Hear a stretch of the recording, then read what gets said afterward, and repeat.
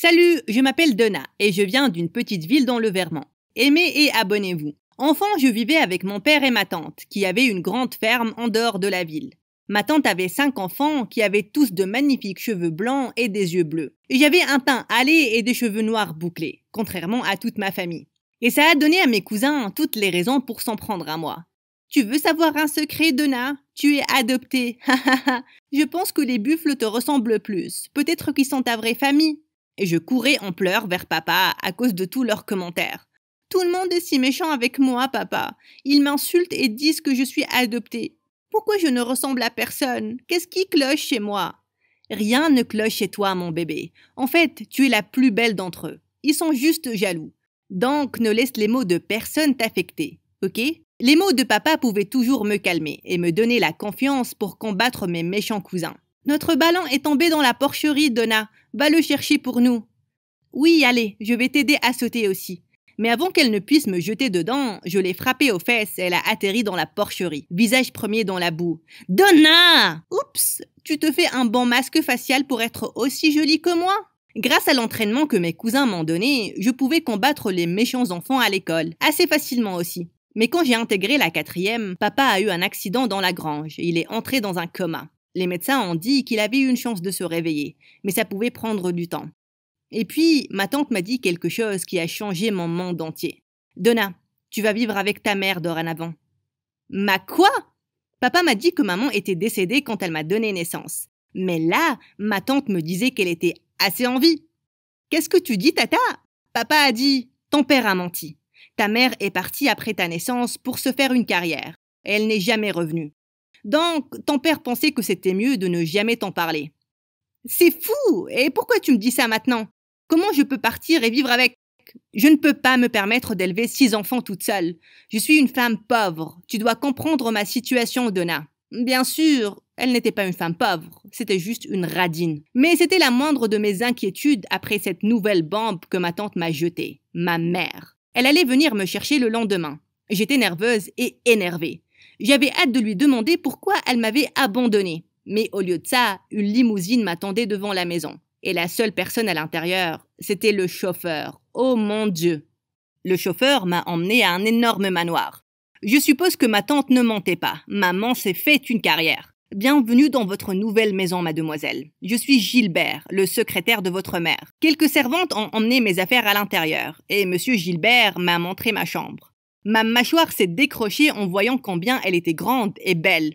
Et tout, des vêtements aux bijoux, étaient là, dans les placards. Mais la journée s'est écoulée et je n'ai pas vu ma mère. Au lieu de ça, j'ai rencontré une vieille femme dans le couloir qui avait l'air un peu perdue. Excusez-moi, vous avez besoin d'aide? Ah, j'étais sur le chemin pour aller voir ma fille, mais puis... Soudain, le visage de la femme s'est figé, comme si elle avait vu un fantôme. Et puis, elle s'est déchaînée contre moi. Toi!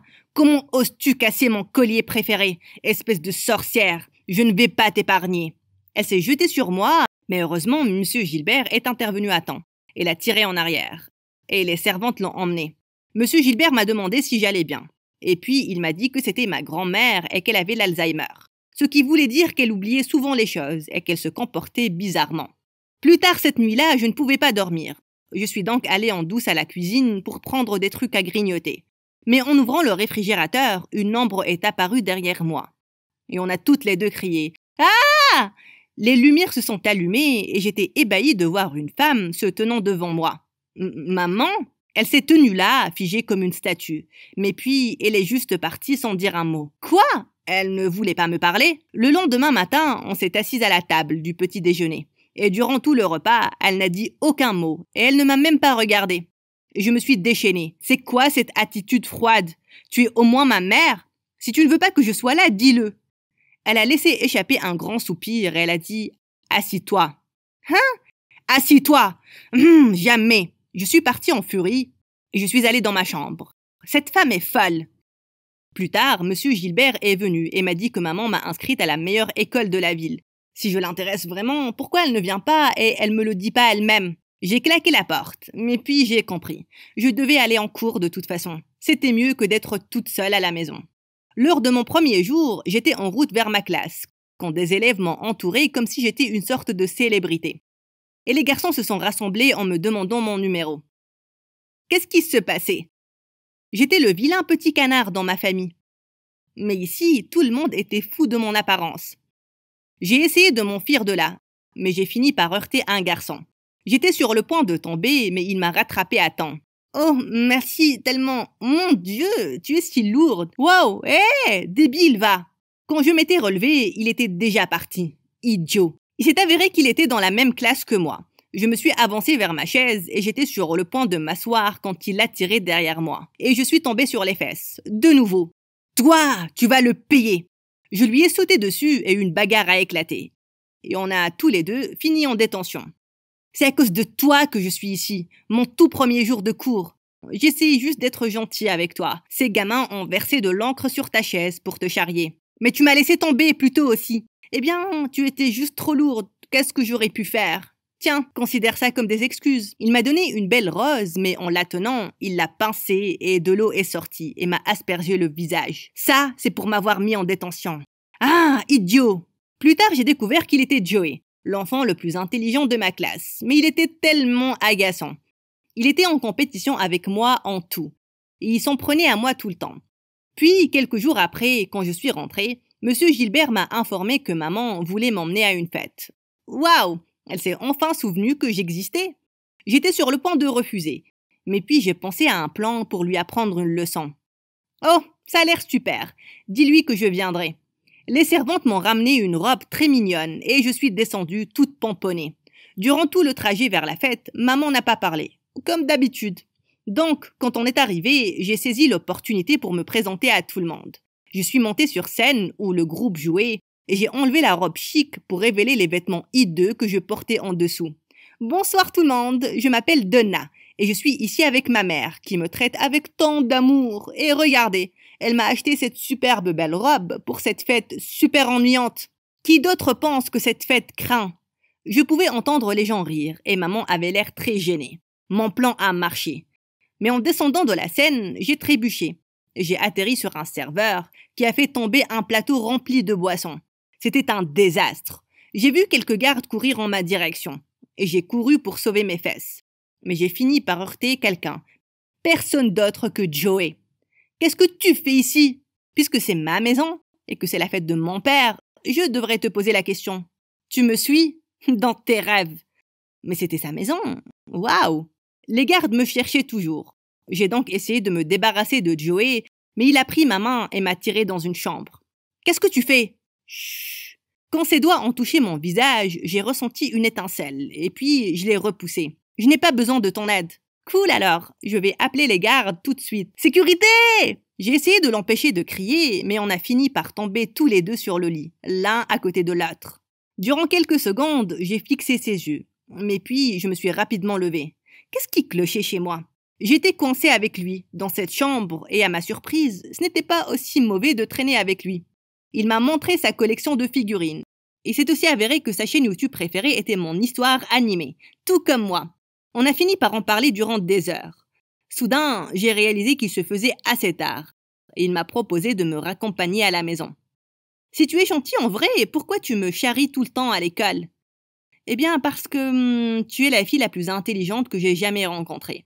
Tu n'abandonnes jamais, et tu es une adversaire redoutable, et j'aime ça chez toi. Waouh! Est-ce qu'il me déclarait sa flamme? Quand on est arrivé à la maison, je savais que maman m'attendait comme un taureau en furie. Mais au lieu de ça, c'était elle qui se faisait crier dessus par grand-mère. Espèce de raté bon à rien. J'aurais dû te laisser dans un orphelinat, quand j'en avais l'occasion. Comment peux-tu être si stupide? Je n'ai pas besoin de ton aide, pour rien. Après avoir dit ça, elle a poussé maman, tellement fort qu'elle a atterri par terre. Je n'ai pas pu m'empêcher de courir et de l'aider à se relever. Tu vas bien? Je pouvais voir ses yeux remplis de larmes, mais puis elle a couru vers sa chambre, elle a claqué la porte. Pour la première fois, je me suis sentie mal pour maman. Elle devait voir sa propre mère dans une situation si difficile, quelque chose qui me brisait le cœur à moi aussi. Peut-être que ça expliquait pourquoi maman était si étrange et froide. La même nuit, je ne me suis pas sentie bien, donc Monsieur Gilbert est allé me chercher des médicaments. Et les servantes ont pris soin de moi. Et heureusement, la fièvre est partie en quelques jours. Mais plus tard cette semaine-là, je suis allée rendre visite à papa à l'hôpital. Son médecin m'a dit quelque chose de choquant. Papa s'était réveillé du coma depuis un moment, et a demandé à me voir. Le médecin n'a pas été capable de me contacter. Il a donc contacté maman, mais elle a dit que je n'étais pas disponible. Quoi? Maintenant que je pensais que j'allais enfin lui donner une chance, elle a fait ça. Je bouillais de colère. Je me suis donc ruée dans la pièce où elle avait une réunion d'affaires avec ses amis. Pourquoi? Pourquoi tu as fait ça? Tu aurais dû me dire que papa s'était réveillé. Donna, tu étais... Ne prononce pas mon nom. Tu n'es pas ma mère. Tu m'as abandonnée. Après que papa soit entré dans le coma, j'étais brisée. Mais j'ai eu un peu d'espoir quand je t'ai découverte. Je n'ai pas arrêté de me dire que tu avais une bonne raison pour m'avoir abandonnée. Mais je pense que tu n'es qu'une horrible mère. Et je ne veux plus jamais te revoir. Je suis sortie de la maison en larmes. Je ne savais même pas où aller. J'ai donc décidé d'appeler Joey. Il est venu me chercher et m'a emmenée chez lui. Qu'est-ce qui est arrivé, Donna? Je lui ai tout raconté. Toute la vérité concernant maman et comment elle était la pire personne au monde. Puis il m'a enlacée très fort. Ça va aller, Donna. Tu vas bien aller. Il m'a serré pendant un moment et je me sentais vraiment calme dans ses bras. En m'éloignant, j'ai regardé dans ses beaux yeux. Il s'est penché pour m'embrasser. Et c'était la meilleure chose qui me soit arrivée depuis des jours. Mais puis soudain, j'ai eu un appel de Monsieur Gilbert. Maman a été admise à l'hôpital après avoir eu un accident. Je me suis immédiatement ruée à l'hôpital. Quand je suis arrivée, Monsieur Gilbert m'a dit qu'elle me cherchait quand elle a eu l'accident. Je suis restée là jusqu'à ce que les médecins soignent ses blessures. Et ils ont déclaré qu'elle allait bien. Mais alors que j'étais sur le point de partir, Monsieur Gilbert m'a arrêtée. Mademoiselle, vous devriez rester et lui parler. Non, je ne veux pas la voir, Monsieur Gilbert. C'est mieux que je parte maintenant. Elle me déteste et... Non, mademoiselle, elle vous aime vraiment. À la fête, elle a remis tous ceux qui se sont moqués de vous à leur place. Et quand vous aviez eu une grande fièvre, elle a pris soin de vous, jour et nuit. C'est pour ça qu'elle a demandé qu'on ne vous réveille pas et qu'on ne vous parle pas de votre père, parce qu'elle voulait que vous vous rétablissiez rapidement. Vous ne vous en rappelez pas? Quoi? Non, je ne m'en rappelle pas. Je pensais que c'était les servantes, mais alors, pourquoi elle ne le dit pas elle-même? Pourquoi elle ne me parle pas et elle ne montre pas ses vraies émotions si elle m'aime vraiment si fort? C'est là que j'ai entendu sa voix derrière moi. Je suis désolée, Donna. Je pensais que tu me détestais pour t'avoir abandonnée et je n'ai jamais pu te faire face après ça. Mais pourquoi? Pourquoi tu m'as abandonnée si tu m'aimais? Et pourquoi tu ne m'as pas contactée durant toutes ces années? J'ai été élevée par une mère très méchante. Même maintenant, à chaque fois qu'elle perd la mémoire et qu'elle reprend son ancienne personnalité, elle me terrifie. Après t'avoir mise au monde, j'ai eu peur en pensant que je n'allais jamais pouvoir être une bonne maman, que j'allais juste être comme ma mère. J'ai donc pensé que c'était mieux si tu grandissais loin de moi, avec ton père. Et tu ressens toujours la même chose? Non, quand tu es revenu dans ma vie, j'ai ressenti tout cet amour pour toi. Et je voulais tout te donner, mais je n'ai pas pu l'exprimer, ni même te regarder dans les yeux. Donc s'il te plaît, pardonne-moi. Pardonne-moi pour être une terrible mère. Maman, s'il te plaît, ne pleure pas. Je n'ai jamais su que tu avais eu une enfance si difficile. Mais tu aurais dû nous donner une chance. Après tout ce que tu as fait pour moi, je sais que tu n'es pas une mauvaise mère. Donc, s'il te plaît, n'aie pas peur et ne t'enfuis pas loin de moi cette fois-ci. Promis, je te le promets.